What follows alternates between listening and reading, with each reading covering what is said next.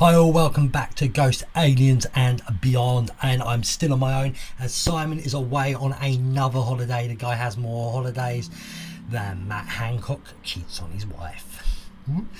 Too soon? Who cares? Anyway people, on this episode we're going to be talking about 7 most haunted hotels in Britain.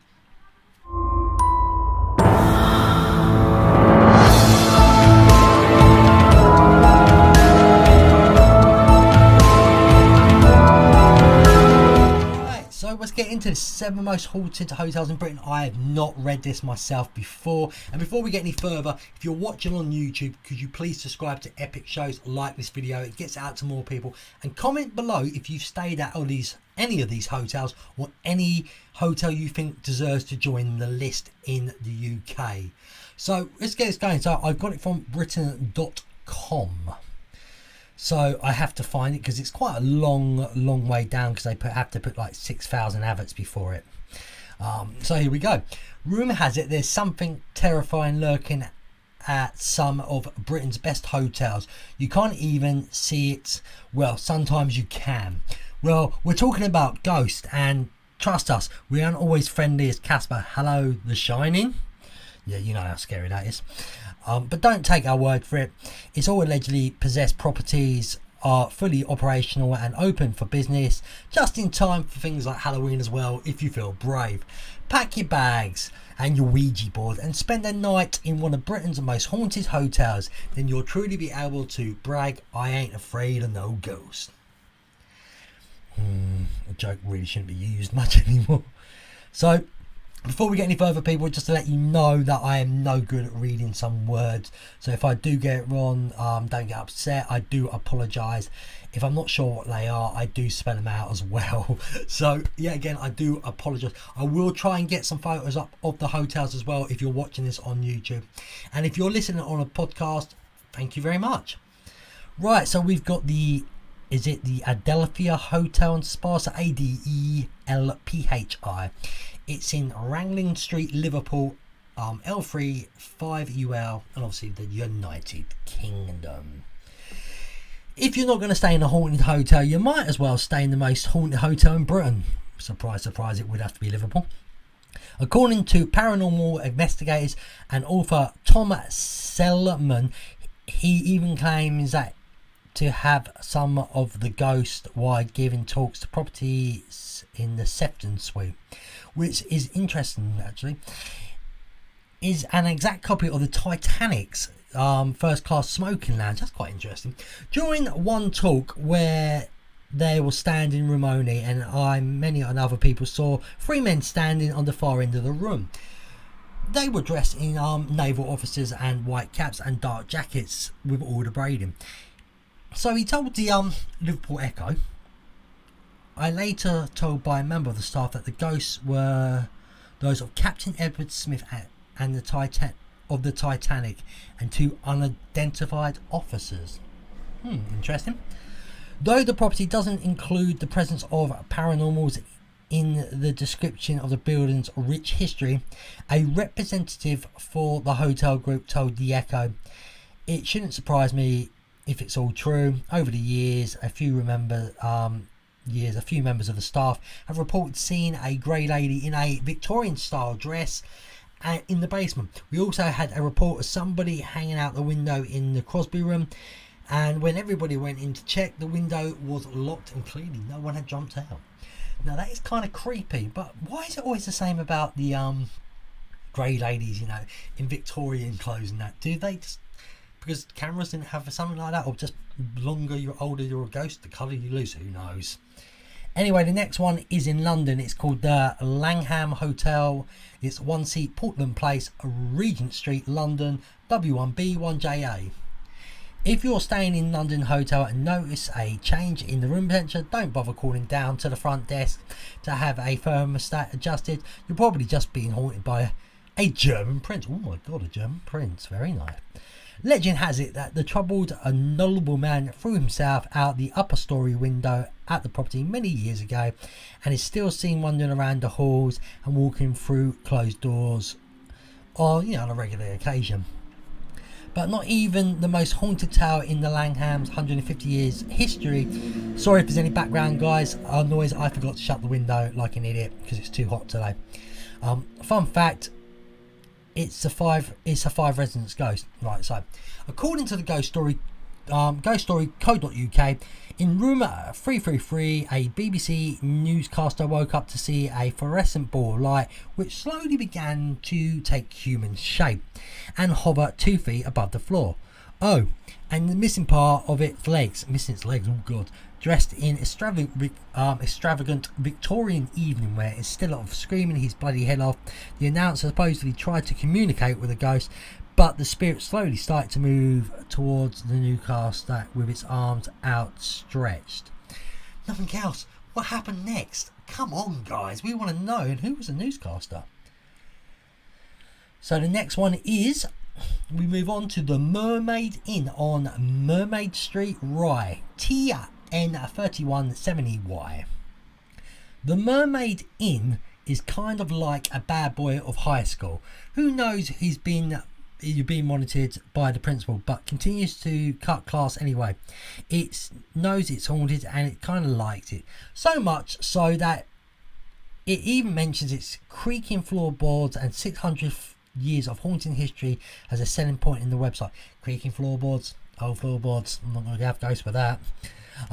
But to discover the story behind the ghostly tales, we had to do a little digging. According to a legend, the inn was used as a stronghold for a band of smugglers and their mistresses, hey lads, known as the Hawkhurst Gang between 1730 and 1740, and it seems 5 of them had never left, from bottle shattering and the middle of the night to rocking chairs swaying on their own.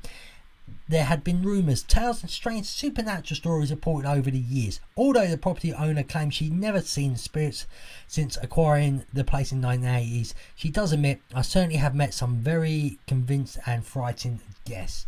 And then 5 probably haven't left. Maybe it was a time of their life, maybe that was such a great era there, spirit just doesn't want to leave. We move on to the next one. Castle Stewart. It's in Banglack Farmhouse, Inverness, IV27JL, Scotland. This is going to be short and sweet, it looks. Before it was held as one of Scotland's premier golf destinations, the castle served as a home to James Stewart, the Earl of Moray. I probably got that wrong. For unknown reasons, the castle was deemed haunted by local residents. To prove the theories, Stewart offered a reward to anyone willing to spend the night inside its doors. A local minister accepted the challenge and stayed in the room at the top of the East Tower. The following morning, he was found dead in the courtyard with a look of terror on his face. Ooh, what the hell happened there? One of the most famous names for a pub or a hotel in anywhere in England, the Black Swan Hotel, but this one is in 23 Peeversholme Green, North Yorkshire, Y017PR.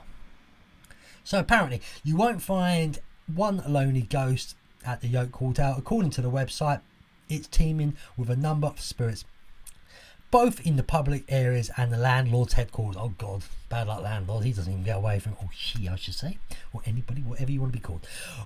One of the other world regulars is a workman in a bowler hat who fidgets and fusses, giving the impression he's waiting for someone.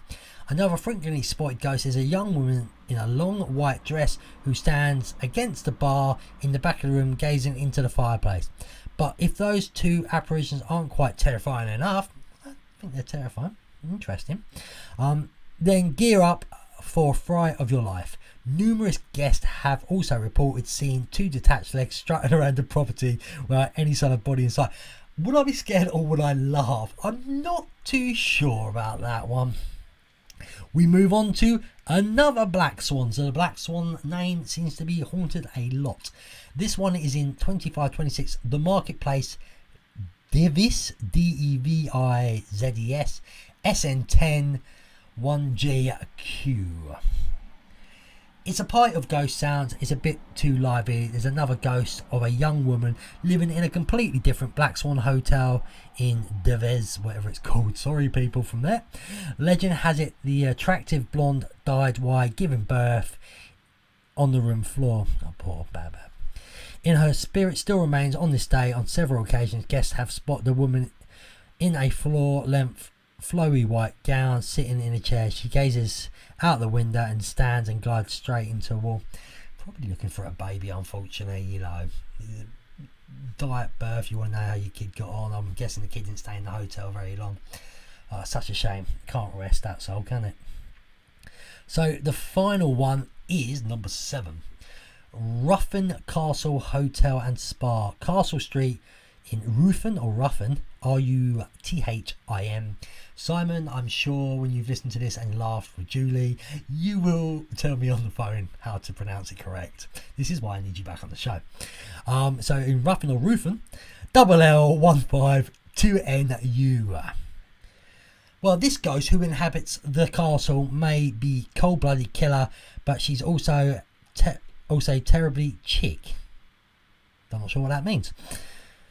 Dressed head to toe in grey, and the grey lady was the wife of the second commander of the castle when it was a fortress occupied by the army of Edward I.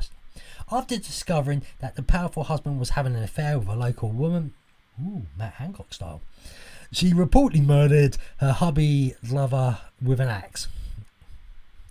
I'm not sure how many people would think about that with Matt Hancock. I will reserve judgment on that. Today she often heard stomping around the hallways and even spotted popping up in the background of some guest photos. Photobomb!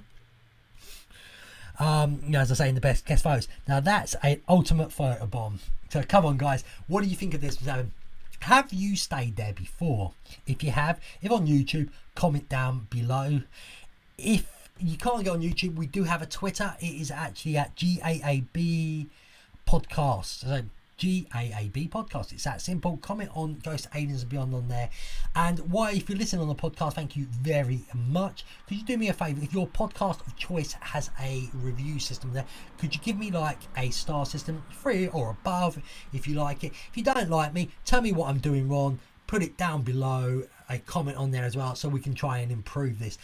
As I say before, subscribe to Epic Shows, not just for Ghost Aliens Beyond. Check out the Epic Florida Project, Rant Football and Rant Sport on there as well on YouTube. And like this video, get it out to more people, share it to everybody. And a quick shout out, if anybody would love to come on this show, email me at ghostaliensandbeyond@gmail.com. It will be in the show notes on YouTube and the podcast, or get hold of me on, as I say, on Twitter. We're always looking for guests who have supernatural stories that you may have seen. It can be ghosts, aliens, a werewolf, Thunderbird. I do not care if you've seen something or someone in your family or friends told you something they've seen. We'd love you to come along and come aboard and tell us your story. No pressure. If you want to be on the show on YouTube, you don't have to have your face on there. That can be hidden away. It's not a problem. We just like to get your stories out there to the people who listen. Anyway guys, I hope you've enjoyed this episode of Ghost Aliens and Beyond, and hopefully we'll see you all again very soon. As Simon says, stay spooky.